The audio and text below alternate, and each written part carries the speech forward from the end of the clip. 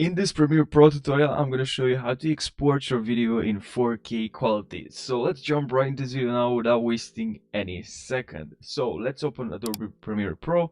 Now let's say I would like to export this video. Now what I'm going to have to do here on Premiere Pro is just to press here on export, and then from here we can gonna enter the file name and then location. We have some presets here, and if you click on this on the preset here, you see here 4K high quality. Now I just click on that, select 4K quality, and also here what I like to do is to select render at maximum depth, use maximum render quality, and yeah, frame size we can also check here in basic video settings. We can also check 4K, Ultra HD, Full HD, HD. I'll select 4K. So yeah, now just click on export, and that's pretty much it. I hope you found this short video helpful, and take care.